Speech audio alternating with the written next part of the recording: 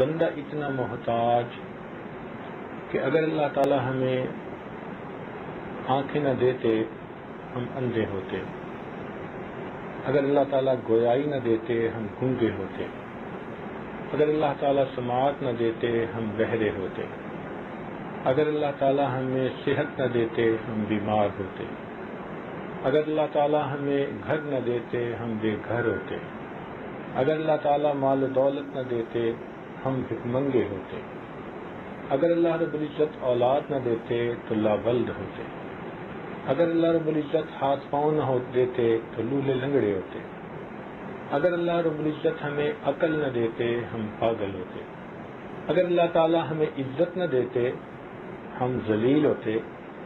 یہ جو عزتوں کی بھری زندگی آج گزارتے پھر رہے ہیں، یہ سب اس مالک کا کرم اور احسان ہی تو ہے۔ انسان تو سر سے لے کے پاؤں تک اللہ تعالیٰ کی نعمتوں کا محتاج ہے۔ اتنی نعمتیں کہ ارشاد فرمایا وَإِن تَعُدُّوا نِعْمَةَ اللَّهِ لَا تُحْصُوهَا، اگر تم اللہ تعالیٰ کی نعمتوں کو گننا بھی چاہو تو تم انہیں گن بھی نہیں سکتے۔ تو قرآن مجید سے یہ معلوم ہو رہا ہے گویا کہ انسان زور لگا کر گنتی بھی کرنا چاہے تو وہ گن بھی نہیں سکتا۔ یا دوسرے لفظوں میں یوں کہیے کہ بارش کے پانی کا قطروں کا گننا ممکن ہے، آسمان کے ستاروں کا گننا ممکن ہے، ساری دنیا کی ریت کے ذرات کا گننا ممکن ہے، ساری دنیا کے درختوں کے پتوں کا گننا ممکن ہے، مگر اللہ رب العزت کی نعمتوں کو گننا انسان کے لیے ناممکن ہے۔ ہم گن ہی نہیں سکتے، اور ہم تو ہر چیز میں اللہ کے محتاج ہیں۔ اب اس پر جتنا غور کریں گے تو بندے کو محتاج محض پائیں۔ ہارون رشید ایک مرتبہ پانی پینے کے لیے اپنے غلام کو کہا تو اس نے پانی کا پیالہ لا کر دیا۔ قریب کوئی بزرگ اللہ والے بیٹھے ہوئے تھے، تو انہوں نے کہا کہ بادشاہ سلامت ذرا میری ایک بات سن لینا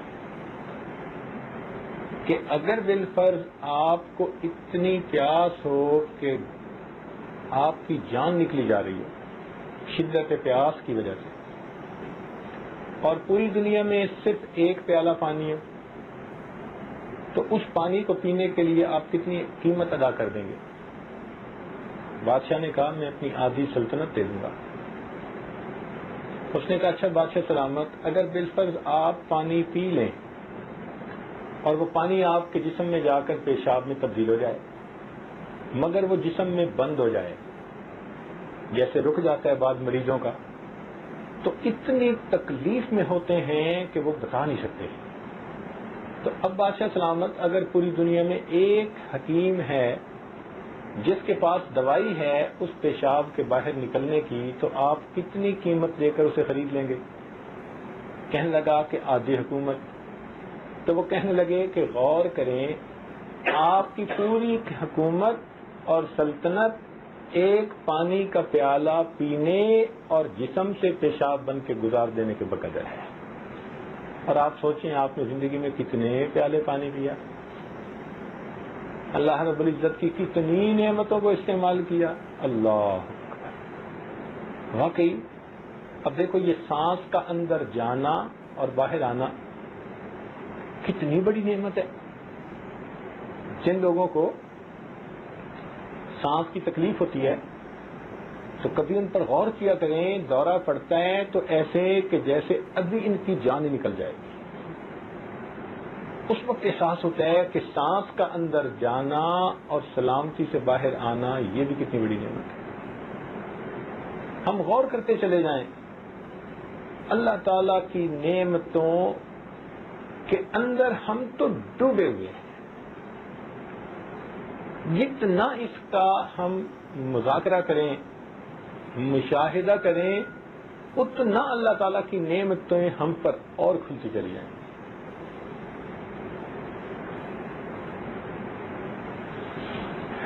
اور دیکھیں کہ اگر کوئی موٹر ٹھیک چل رہی ہو، فیکٹری ٹھیک چل رہی ہو، اپنا کام ٹھیک کر رہی ہو، تو یہ اس بات کی دلیل ہوتی ہے کہ جو اس موٹر کا مشین کا نگرانی کرنے والا ہے وہ ٹھیک اس کی نگرانی کر رہا ہے، تبھی تو وہ ٹھیک چل رہی ہے، ورنہ بند ہوتی، ٹوٹ جاتی، پروڈکشن دینا چھوڑ دیتی۔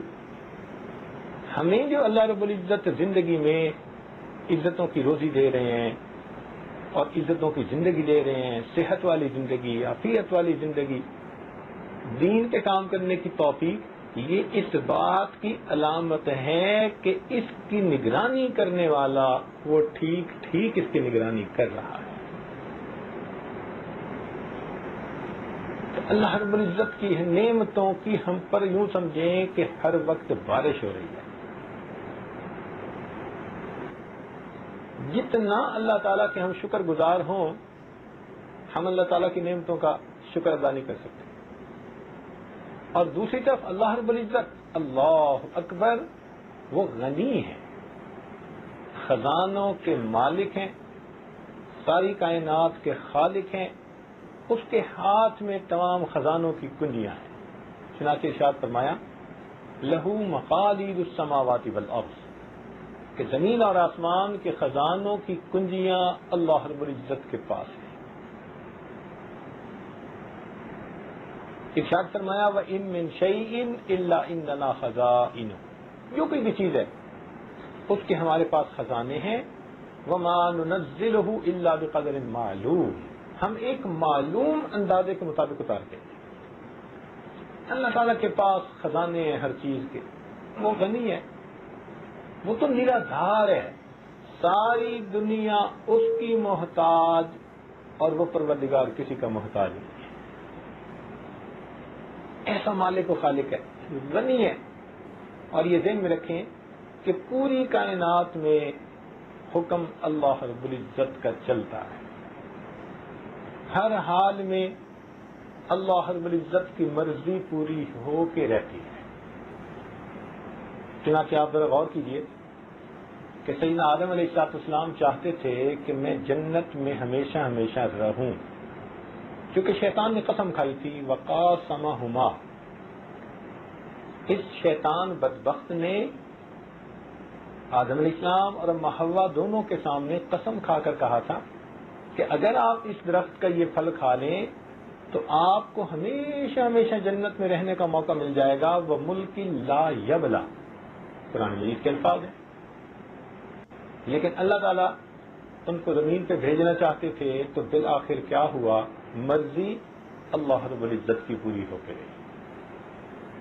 دوسری مثال دیکھ لیجئے کہ سیدنا نوح علیہ السلام وقت کے پیغمبر علیہ السلام ہیں، کشتی میں ہیں، اپنا سگا بیٹا سامنے ہے، تو باپ کے دل میں بیٹے کے ساتھ کیسی محبت ہوتی ہے، اور کتنا اس کا دل چاہتا ہے کہ میرا بیٹا اس عذاب سے بچ جائے، نجات پا جائے۔ اور وہ کہتے بھی ہیں یا بنی ارکم معنا، اے بیٹے ہمارے ساتھ کشتی پہ سوار ہو جا۔ لیکن اللہ تعالیٰ نہیں چاہتے، تو نتیجہ کیا نکلا؟ فحال بینہم الموج فکان من المغرقین، حضرت نوح علیہ السلام کی آنکھوں کے سامنے ان کا بیٹا غرق ہو گیا پانی میں۔ تو مرضی کس کی پوری ہوئی؟ اللہ رب العزت کی۔ سیدنا ابراہیم علیہ السلام اور اسماعیل علیہ السلام دونوں اس بات پر متفق ہو گئے، باپ اس پہ کہ میں ذبح کر دوں بیٹے کو اللہ کے نام پہ، اور بیٹا اس پہ کہ میں اللہ تعالیٰ کے نام پہ ذبح ہوتا ہوں۔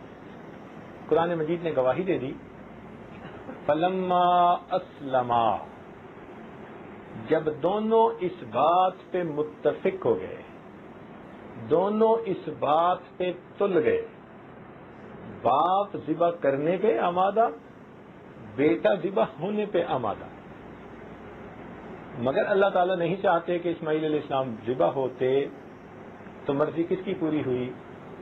اللہ رب العزت کی۔ دیکھیے سیدنا رسول اللہ صلی اللہ علیہ وسلم نے ایک موقع پر شہد نہ کھانے کا ارادہ فرما لیا،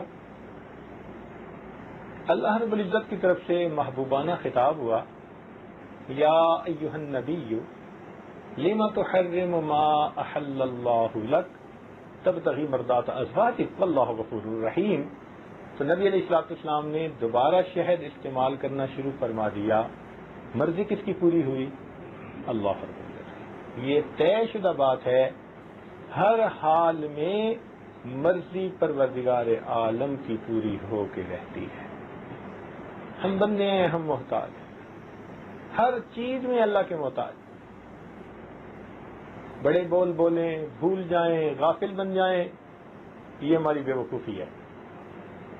لیکن سچی بات تو یہ ہے کہ اگر بڑا متکبر شخص ہو نا اور اس کو پیٹ میں ری بند ہو جائے تو اس ری کی درد اس کو تڑپا کے رکھ دے.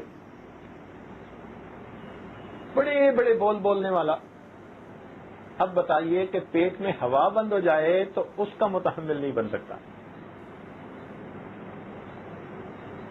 تو معلوم ہوا کہ ہم تو اللہ رب العزت کے محتاج ہیں. اب جب کوئی محتاج ہوتا ہے نا تو وہ ہمیشہ غنی سے مانگ کے اپنا کام چلاتا ہے. تو ہم سب کے سب فقیر. ارشاد فرمایا یا ایھا الناس انتم الفقراء الی اللہ. اے انسانو تم سب کے سب اللہ تعالیٰ کے محتاج. اور اللہ رب العزت وہ بڑا غنی اور حمید ہے. تو بھائی محتاج کو مانگنا ہوتا ہے، مگر اللہ رب العزت اتنے کریم ہے کہ انہوں نے بندے کو مانگنا بھی سکھا دیا. جیسے کسی دفتر میں اپلیکیشن بھرتے ہیں نا تو اس کا طریقہ کار ہوتا ہے. اگر اس کو صحیح طریقے سے بھر دیں تو جلدی اپروو ہو جاتی ہے، اور اگر ڈاکومنٹیشن پوری نہ ہو تو ریجیکٹ ہو جاتی ہے. تو اللہ تعالیٰ اتنے کریم کہ انہوں نے مانگنا بھی خود سکھا دیا. چنانچہ سوال کے مختلف انداز ہوتے ہیں. ایک ہوتا ہے علمی سوال پوچھنا، ایک چیز کا نہیں پتا تو انسان اس چیز کو اپنے استادوں سے، بڑوں سے معلوم کرے. شریعت نے اس چیز کو پسند کیا. چنانچہ ارشاد فرمایا فاسألوا اہل الذکر ان کنتم لا تعلمون. اگر تمہیں کسی بات کا نہیں پتا تو تم جاننے والوں سے پوچھ لو. مفسرین نے اہل العلم اس کا ترجمہ کیا کہ ان سے معلوم کر لو.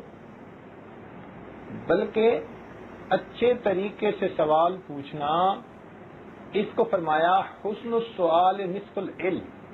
اچھے انداز سے سوال کرنا یہ بھی آدھا علم ہے. یہ بھی کہہ دیا کہ تم بھائی اچھے طریقے سے سوال کرو، اور ساتھ یہ بھی فرما دیا کہ لا تسألوا عن اشیاء ان تبد لکم تسؤکم.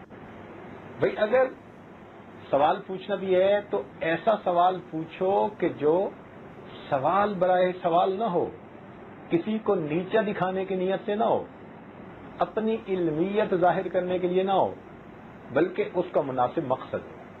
تو حدود و قیود لگا دی. دیکھیے قرآن مجید نے طریقہ بھی بتا دیا، سمجھا دیا، آداب بھی بتا دیے، اور پھر کہا کہ ہاں تم سوال پوچھو.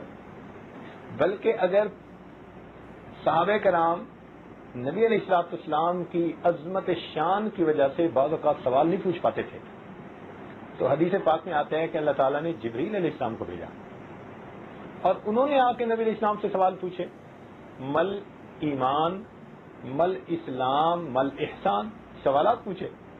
اور پھر نبی علیہ السلام نے بعد میں بتلایا کہ یہ تو جبریل تھے، آئے تھے یعلمکم دینکم، تمہیں تمہارے دین کی تعلیم دینے کے لیے. فرشتے کو بھیج کر سوالات پوچھوائے تاکہ علمی بات کھل جائے.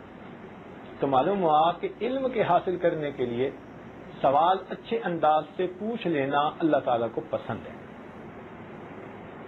اچھا طالب علم وہ ہوتا ہے کہ جو استاد سے ایسا سوال پوچھنے میں جھجک محسوس نہ کرے. حدیث پاک میں آتا ہے کہ علمی مجلس میں اگر کوئی طالب علم سوال پوچھے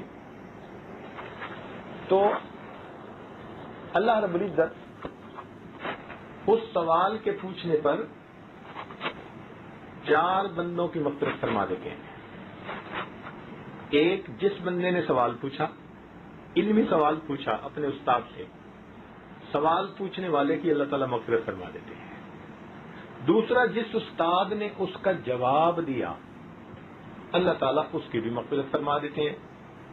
اور تیسرا، جو لوگ محفل میں موجود تھے، ہم جماعت، ہم سبق، ان کی بھی اللہ تعالیٰ مغفرت فرما دیتے ہیں. اور چوتھا، جو لوگ اس مجلس کے قیام کا سبب بنے، وہ معاونین اگرچہ اپنے گھروں میں موجود ہیں مگر ان سے محبت رکھنے کی وجہ سے اللہ تعالیٰ ان کی بھی مغفرت فرما دیتے ہیں. تو علمی سوال پوچھنے کو شریعت نے پسند کیا. ایک ہوتا ہے عبرت کے لیے سوال پوچھنا، اس کا بھی حکم دیا گیا تاکہ انسان عبرت حاصل کرے. اگر کسی کو نعمت سے محروم کر دیا گیا تو یہ عبرت پکڑ کے اپنے آپ کو سیدھا کر لے، ایسا نہ ہو کہ یہ بھی نعمت سے محروم. چنانچہ فرمایا سل بنی اسرائیل، دیکھو یہ امر کا صیغہ ہے، سل، پوچھئے. سل بنی اسرائیل کم آتیناہم من آیۃ بینہ ومن یبدل نعمت اللہ. دیکھا، جو اللہ کی نعمت کو تبدیل کرتا ہے. تو مقصد یہ کہ تم سبق سیکھو دوسروں سے. قوم یہود جن کی اللہ تعالیٰ نے شکلوں کو مسخ کر دیا، ان کے بارے میں اللہ تعالیٰ فرماتے ہیں وَاسْأَلْهُمْ عَنِ الْقَرْيَةِ الَّتِي كَانَتْ حَاضِرَةَ الْبَحْرِ. تو دیکھیں اس میں بھی سوال پوچھنے کا تذکرہ. تو ایسا سوال کہ جس سے انسان سبق سیکھے، عبرت حاصل کرے، اپنے گناہوں سے توبہ کر لے، نیکی میں آگے بڑھ لے، ایسا سوال کرنا بھی شریعت کی نظر میں محمود ہے. ایک تیسرا سوال ہوتا ہے کہ کوئی بندہ محتاج ہے، غریب ہے، وسائل نہیں، اور وہ اپنی ضرورت پوری کرنے کے لیے سوال کرتا ہے. شریعت نے اس کی بھی رعایت رکھی. چنانچہ ارشاد فرمایا وفی اموالہم حق معلوم للسائل والمحروم. بندے کے رزق میں جو کماتا ہے اور جس کا نصاب پورا ہو تو اس میں بھی اللہ تعالیٰ نے ایسے محتاج لوگوں کا حصہ متعین فرما دیا، زکوٰۃ کی شکل میں، صدقات کی شکل میں، عشر کی شکل میں. تو اللہ رب العزت نے یہ بھی متعین فرما دیا، مگر اس پر حد لگا دی. فرما دیا کہ اگر تم بغیر ضرورت کے ہاتھ پھیلاؤ گے تو یہ بات ہمیں ناپسند ہے. حدیث پاک میں آتا ہے کہ جو بندہ بغیر ضرورت کے دوسرے کے سامنے ہاتھ پھیلائے، اللہ تعالیٰ قیامت کے دن اس کو اس طرح کھڑا کریں گے کہ اس کے چہرے کے اوپر گوشت نہیں ہوگا. یہ غیر کے سامنے چہرہ کرتا تھا، اب اس کے چہرے کی رونق تازگی کو ختم کر دیا جائے گا.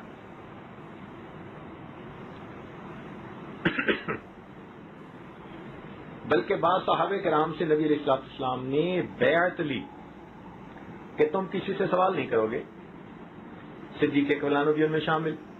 وہ فرماتے ہیں کہ ہم نے نبی علیہ السلام کے ہاتھوں پر بیعت کی کہ ہم کسی سے سوال نہیں کریں گے. ان حضرات کا یہ عالم تھا کہ اگر سواری پہ سوار ہوتے اور ان کا چابک گر جاتا تو کسی سے یہ بھی نہیں کہتے تھے کہ اٹھا کے دو، نیچے اترتے تھے، اپنا چابک اٹھا کر پھر سوار ہوتے تھے. کہتے تھے ہم نے نبی علیہ السلام سے بیعت کی ہے کہ ہم کسی سے سوال نہیں کریں گے. تو اس کی ایک حد متعین کر دی. ایک سوال اور بھی ہے. اچھا دیکھیے قرآن مجید میں نا بہت سارے سوالات بھی نقل کیے گئے اور ان کے جوابات بھی بتلائے گئے، مگر قرآن مجید کی ایک ترتیب ہے. ذرا غور فرمائیے گا، علمی نقطہ ہے. ایک ترتیب ہے.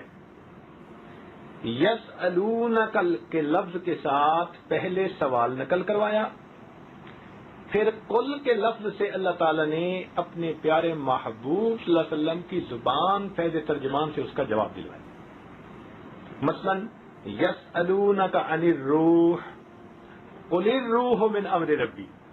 تو یسألونک کے لفظ سے سوال پہلے ڈسکرائب کیا، پھر قل کے لفظ سے اللہ تعالیٰ نے اپنے محبوب صلی اللہ علیہ وسلم کی زبان میں اس کا جواب دلوایا. یہ ایک ترتیب ہے، ایک پیٹرن ہے قرآن مجید میں سوالات اور ان کے جوابات کا. اسی طرح فرمایا یسألونک عن الاہلہ قل ہی مواقیت للناس والحج، یسألونک عن الیتامی قل اصلاح لہم خیر، یسألونک عن المحیض قل هو اذن فاعتزلوا النساء فی المحیض. دیکھیے ایک ترتیب ہے پورے قرآن مجید میں سوال کرنے کی اور اس کا جواب دینے کی. لیکن ایک سوال ایسا کہ جس سوال کا پوچھنا اللہ تعالیٰ کو اتنا اچھا لگا، وہ سوال اتنا اچھا تھا، اتنا بہترین تھا کہ اس کا جواب دیتے ہوئے اللہ تعالیٰ نے ترتیب کو بدل کے رکھ دیا. جو ضابطہ ایک بنایا تھا نا یسألونک کا اور کل، اس کو بدل کے رکھ دیا. پتہ ہے وہ سوال کون سا ہے؟ وہ سوال یہ تھا، اللہ تعالیٰ فرماتے ہیں اے میرے محبوب صلی اللہ علیہ وسلم وَإِذَا سَأَلَكَ عِبَادِي عَنِّي، اور جب میرے بندے آپ سے میرے بارے میں سوال پوچھیں فَإِنِّي قریب، میں بہت قریب ہوں. یہاں کل کے لفظ کو درمیان میں لا کر گفتگو کو لمبا کرنا بھی پسند نہ فرمایا گیا. اتنا تو اللہ تعالیٰ چاہتے ہیں نا کہ میرے بندے میرے بارے میں جانیں، میری معرفت پائیں، ان کو پتہ چلے کہ میں کتنی عظمتوں والا ہوں. سوال کا انداز اور جواب کا انداز بدل دیا. ارشاد فرمایا وَإِذَا سَأَلَكَ عِبَادِي. اب آگے کل کے ذریعے سے بھی جواب دلوایا جا سکتا تھا، مگر نہیں، یہ سوال تھا ہی ایسا کہ اس رب کریم کو پسند آ گیا، اسے اچھا لگا. اچھا میرے بندے میرے بارے میں معلوم کرنا چاہتے ہیں، تو فرمایا فَإِنِّي قریب، میں تو بہت قریب ہوں، ان کی رگے جان سے بھی زیادہ ان کے قریب ہوں. تو اللہ رب العزت تو انسان کے اتنا قریب ہے، لہذا معلوم ہوا کہ اللہ رب العزت سے مانگنا تو سب سے آسان کام ہے. دیکھیے ایک ہے مخلوق سے مانگنا اور ایک ہے خالق سے مانگنا، اس میں بڑا فرق ہے. مخلوق سے اگر آپ مانگیں تو ایک مرتبہ کوئی دے گا، دوسری مرتبہ دے گا، تیسری مرتبہ منہ بنا لے گا اور چوتھی مرتبہ جھنڈی دکھا دے گا، قطع تلقی کر لے گا، کہے گا جی یہ ہر وقت مانگتے ہی رہتا ہے. مگر اللہ تعالیٰ کا معاملہ جدا ہے. ایک دفعہ مانگو وہ دیتے ہیں، دوسری دفعہ مانگو وہ دیتے ہیں، تیسری دفعہ مانگو وہ دیتے ہیں. بلکہ جو بندہ ہر چیز اللہ رب العزت سے مانگے، ہر وقت اللہ سے مانگے، اللہ تعالیٰ اس بندے کو اپنا دوست بنا لیتے ہیں. فرماتے ہیں کہ یہ میرا ولی ہے کہ میرے سوا کسی اور سے مانگتا ہی نہیں ہے. اللہ اکبر، کتنا فرق ہے بھائی مخلوق کے دینے میں اور پروردگار کے دینے میں. اس کو اللہ تعالیٰ اپنا دوست بنا دیتے ہیں. اور ایک اور بات سنیے کہ مخلوق کئی مرتبہ دیتی ہے نا تو غصے سے دیتی ہے. آپ گاڑی میں بیٹھے ہیں، کوئی بچہ آ گیا مانگنے والا، اس نے آپ کی گاڑی کا شیشہ انگلی سے کھٹکھٹایا، آپ اسے پہلے کہتے ہیں جاؤ بھائی آگے جاؤ، وہ پھر مانگتا ہے. آپ کہتے ہیں بھائی چلے جاؤ، وہ پھر مانگتا ہے. اور یہ لوگ ہوتے بھی خوب ٹرینڈ ہیں، ایسے ایسے الفاظ کہتے ہیں کہ اگلا مجبور ہو جائے دینے پر. اب آپ دینا نہیں چاہتے تھے، اس نے ایسے لفظ بولے کہ آپ مجبور ہو گئے دینے پہ، تو غصہ آیا آپ کو. غصے میں آپ 1 روپیہ نکال کے اس کو پکڑا دیتے ہیں، غصے سے اس کی طرف دیکھ کے دیتے ہیں. تو مخلوق کئی مرتبہ دیتی بھی ہے تو غصے سے دیتی ہے. رب کریم وہ عطا کرنے والے ہیں، جب بھی دیتے ہیں ہمیشہ پیار کے ساتھ دیتے ہیں. وہ غصے ہو کے نہیں دیتے. ہم نہیں کہتے ہیں کہ لے اور میرے پیچھے سے اتر ہیں مگرون لو، ایسے ہی کہتے ہیں نا. 1 روپیہ اس کو دے کے کہتے ہیں جان چھڑاؤ. لیکن نہیں، اللہ رب العزت کا معاملہ یہ نہیں ہے. بندہ اس سے مانگتا ہے، اللہ رب العزت خوش ہو کے بندے کو عطا کرتے ہیں. اچھا مخلوق کے مانگنے میں ایک اور بھی فرق ہے کہ مخلوق میں اگر کسی بڑے بندے سے چھوٹی سی چیز مانگو تو وہ ناراض، مثلاً آپ کسی امیر وزیر کے پاس چلے جائیں اور کہیں جی ایک چونی دے دیں، مجمع میں مانگے، تو وہ آپ سے ناراض ہوگا، کہے گا کیوں، تو نے مجھے اتنا غریب سمجھ لیا، بڑے مجمع میں تو مجھ سے ایک چونی مانگتا ہے۔ تو بڑے سے چھوٹی چیز مانگ لو تو وہ ناراض، اور اگر کسی غریب سے جا کر کہہ دو کہ جی مجھے 2 کروڑ روپیہ قرضہ دے دو تو وہ ناراض، کہتا ہے یہ کوئی بندہ ہے، اندازہ لگاؤ، مانگتا بھی ہے تو یہ نہیں کہ چلو 1000 2000 اتنا۔ تو چھوٹے سے بڑی چیز مانگ لو تو وہ ناراض، اور بڑے سے چھوٹی چیز مانگ لو تو وہ ناراض۔ قربان جائیں اس پروردگار کی عطا پر کہ اس بندے سے، اس پروردگار سے کوئی بندہ کتنا ہی کیوں نہ مانگے، جتنا مانگے اللہ تعالیٰ اس کی امیدوں سے بڑھ کر دیتے ہیں، حتیٰ کہ جوتے کا ٹوٹا تسمہ بھی مانگے اللہ تعالیٰ پھر بھی ناراض نہیں ہوتے۔ وہ یہ نہیں کہتے کہ میں ساری کائنات کا مالک، تم مجھ سے جوتے کا تسمہ مانگتا ہے، نہیں۔ اللہ تعالیٰ کی شان یہ ہے، تھوڑا مانگو وہ پھر بھی خوش ہیں، اور اگر اپنی من مانی کے مطابق، یعنی اپنی من پسند کے مطابق مانگو، اللہ تعالیٰ پھر بھی بندے سے خوش ہوتے ہیں۔ تو مخلوق کے دینے میں اور پروردگار کے دینے میں کتنا فرق ہے۔ تو جب بندے نے مانگنا ہی ہے تو بھائی اپنے رب سے کیوں نہ مانگے۔ وہ ایک بزرگ کے پاس آدمی آیا، کہتے حضرت یہ جو حاکم وقت ہے نا، آپ کی بڑی بات مانگتا ہے، آئیں چلیں ذرا اس سے میرے لیے فلاں چیز مانگے۔ تو ان بزرگوں نے اسے سمجھایا کہ دیکھو بھائی اس وقت تو حاکم کا دروازہ بھی بند ہو گیا ہوگا، رات کا وقت ہے، تو ہم کھلے دروازے کو چھوڑ کر بند دروازے کی طرف کیوں جائیں بھائی۔ اس نے کہا کیا مطلب؟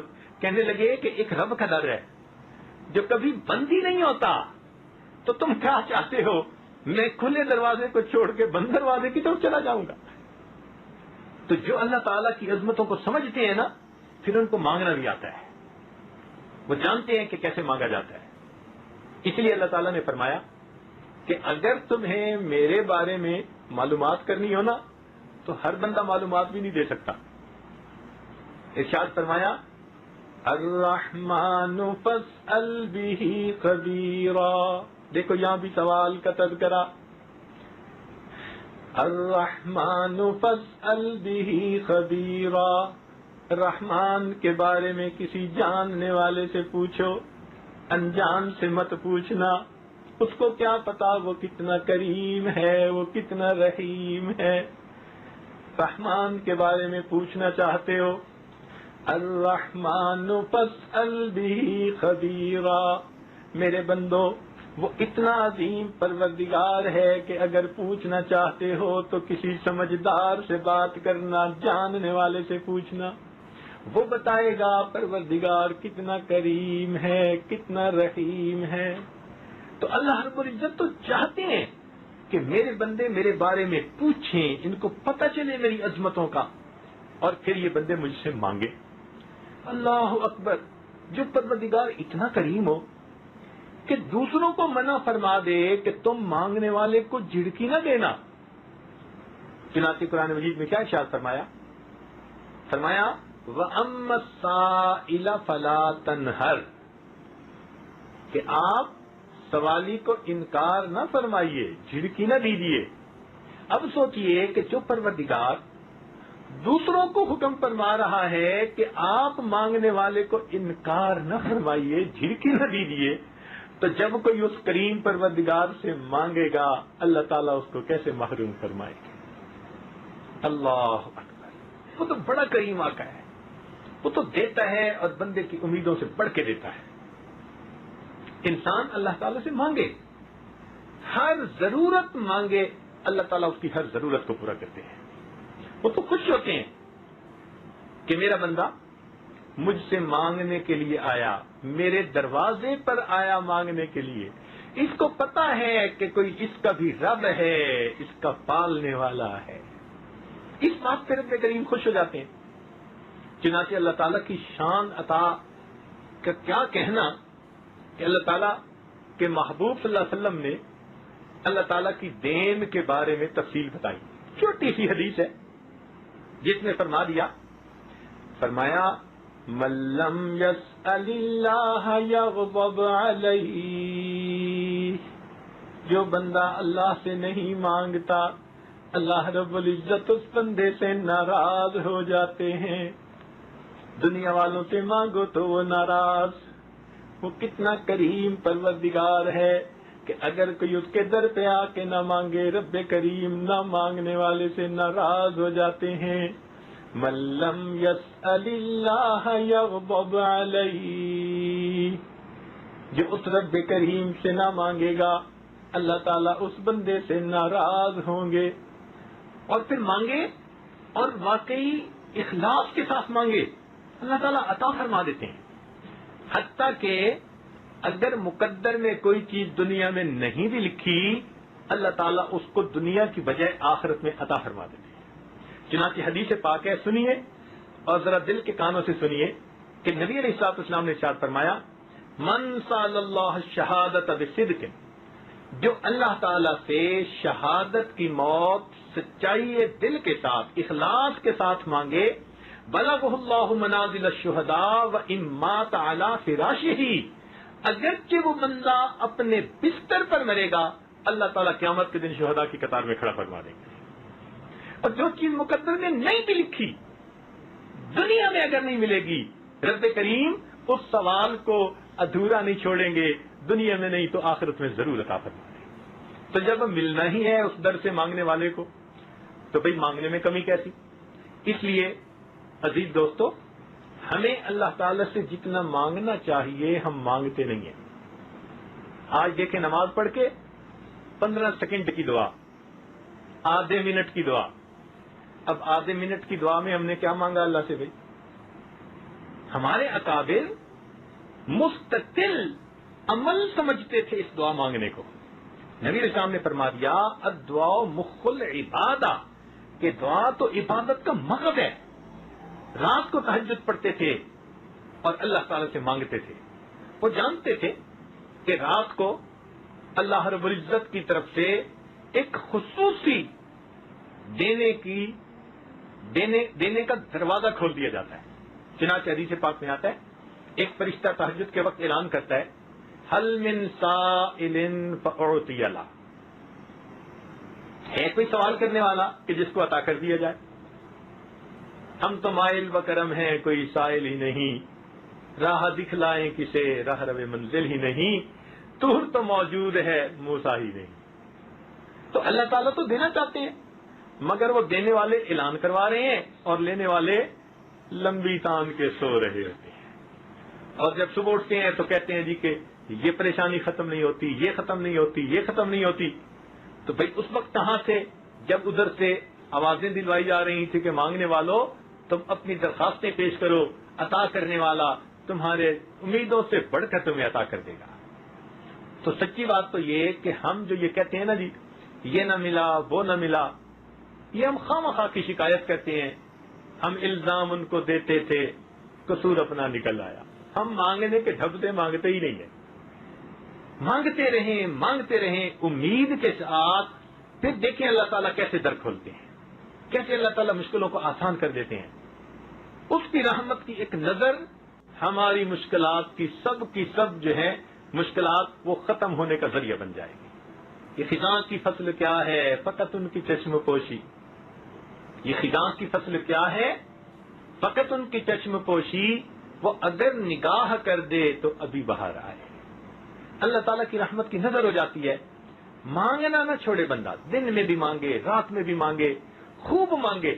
ہم تھوڑ ملے ہیں 1 منٹ 2 منٹ دعا مانگ کے، اور دعا مانگنے کا انداز بھی آج کل ہمارا عجیب ہوتا ہے کہ جیسے افسر آتے ہیں نا دفتر میں تو اپنے ماتحتوں کو کام ذمہ لگا دیتا ہے، یہ کر دینا یہ کر دینا یہ کر دینا۔ ہماری دعا پہ ذرا غور کرنا، وہ بھی ایسی ہوتی ہے، اے اللہ میری بیٹی کا رشتہ ہو جائے، میرے بیٹے کو جاب مل جائے، میری بیوی کو صحت ہو جائے۔ ہم بھی گویا معاذ اللہ اپنے پروردگار کے ذمہ کام لگا رہے ہوتے ہیں۔ اس کو تو مانگنا نہیں کہتے، مانگنے کا انداز ہوتا ہے۔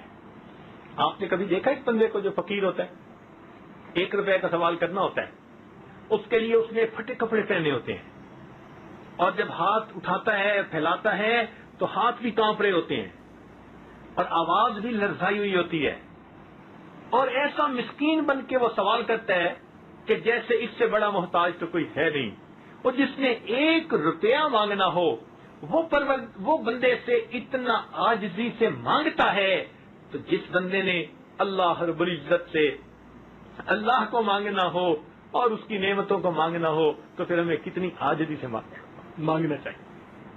یہ مانگنا تو نبی علیہ الصلوۃ والسلام کو آتا تھا، اور انہوں نے آگے امت کو سکھایا۔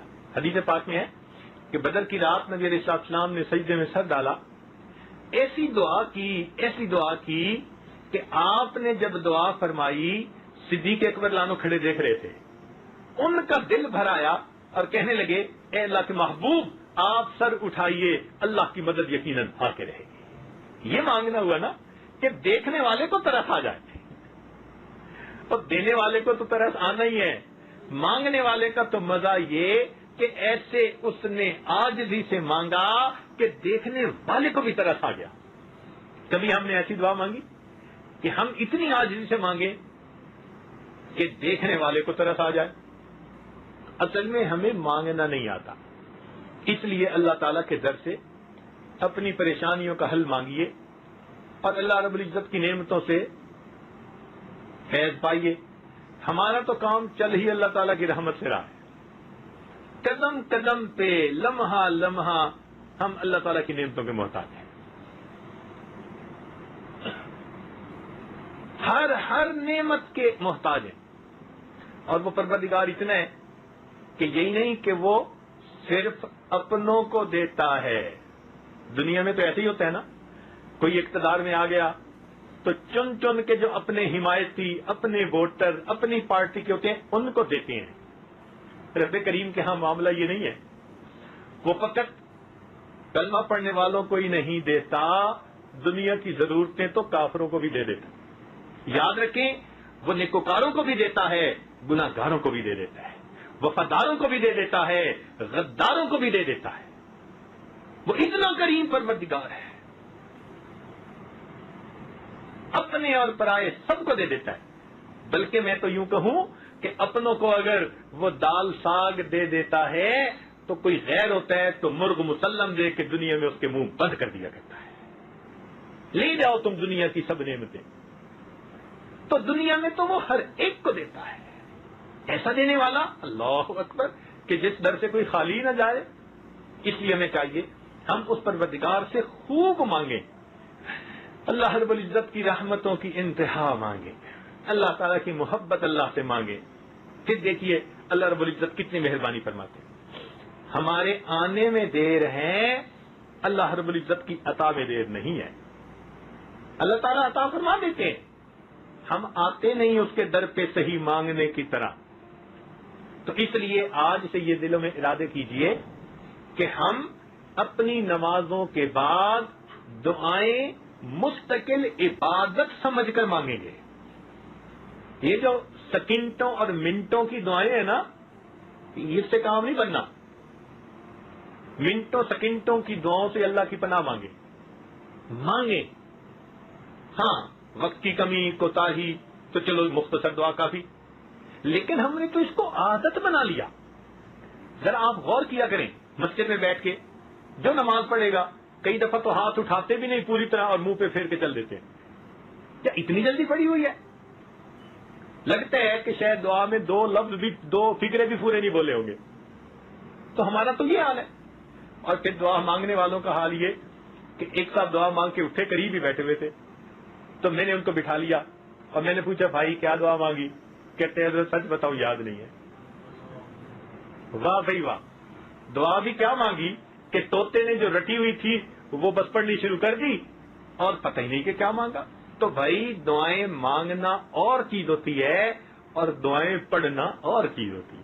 آج کل ہم دعائیں مانگتے نہیں ہیں، ہم دعائیں پڑھتے ہیں، اس لیے دعائیں قبول نہیں ہوتی۔ اگر ہم صحیح طرح سے دعائیں مانگنے لگ جائیں تو اللہ رب العزت ہمارے حالات کو بدل کے رکھتے ہیں۔ اس لیے اللہ تعالیٰ سے خوب مانگیں، جتنا چاہیں اللہ تعالیٰ سے مانگیں، وہ پروردگار عطا کرنے والا ہے۔ اس لیے تو فرمایا کہ بھئی میرے بارے میں جب پوچھنا ہے نا تو ہر کسی سے مت پوچھنا، کسی کو کیا خبر، جاننے والوں سے پوچھنا، وہ تمہیں بتائے گا کہ ہم کتنے کریم ہیں، کتنے رحیم ہیں، کتنے غفور ہیں، کتنے ہم مہربان ہیں اپنے بندوں کے اوپر۔ کسی جاننے والے سے سوال پوچھنا، وہ تمہیں صحیح بتائے گا۔ الرحمن فاسأل به خبیرا، رحمان کے بارے میں کسی جاننے والے سے پوچھنا۔ ہم تو اتنے کریم ہیں کہ بنی اسرائیل کا ایک آدمی 100 بندوں کو قتل کرنے کے بعد توبہ کی نیت سے چل پڑتا ہے، رستے میں موت آتی ہے، ہم اس کے گناہوں کو بھی معاف فرما دیتے ہیں۔ بنی اسرائیل میں قحط پڑتا ہے، ایک آدمی ٹیلے کو دیکھ کر سوچتا ہے اتنا آٹا ہوتا میں اللہ کے راستے میں صدقہ کر دیتا، ہم اتنے کریم ہیں، فرشتوں کو حکم دیتے ہیں اتنا صدقہ کرنے کا ثواب دے دیا جائے۔ ایک زانیہ عورت پیاسے کتے کو پانی پلا دیتی ہے، اس کی پیاس بجھانے پر ہم اتنے خوش ہوتے ہیں، اس کے گناہوں کو معاف کر دیتے ہیں۔ ہماری عطا کا کیا کہنا کہ اگر کوئی بندہ گناہ کرتے کرتے بوڑھا ہو گیا، بال سفید ہو گئے، ہڈیاں کمزور ہو گئیں، منہ میں دانت نہیں، پیٹ میں آنت نہیں، وہ باغی بوڑھا اگر اس حالت میں ہمارے در کی طرف چل کے آتا ہے، ہم اس بندے کو ٹونٹ نہیں کرتے، تانا نہیں دیتے، تیرا جمال کدھر گیا، تیرا مال کدھر گیا، ہم اس باغی بوڑھے کے آنے پہ بھی اتنے خوش ہوتے ہیں۔ وَإِنْ أَتَانِي يَمْشِي أَتَيْتُهُ هَرْوَلًا، وہ چل کے آتا ہے، میری رحمت اس کی طرف دوڑ کے جا رہی ہوتی ہے۔ الرحمن فاسأل به خبیرا، رحمان کے بارے میں کسی جاننے والے سے پوچھنا، وہ بتائے گا ہماری عظمت شان کتنی ہے، ہم دیکھ کے کتنا خوش ہوتے ہیں۔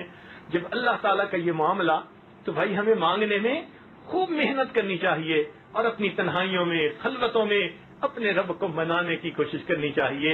رب کریم ہمیں اپنی تمام نعمتیں عطا فرمائے اور ہم اللہ تعالیٰ سے خوب مانگیں، اس لیے کہ در دنیا میں ایک ہی ہے، در دنیا میں ایک ہی ہے، اور اسی در سے بادشاہ کو بھی ملتا ہے، اسی در سے گدھا کو بھی ملتا ہے، اسی در سے استاد کو بھی ملتا ہے، شاگرد کو بھی ملتا ہے، اسی در پہ امتی بھی ہاتھ پھیلاتے ہیں، انبیاء نے بھی اسی در پہ ہاتھ پھیلائے۔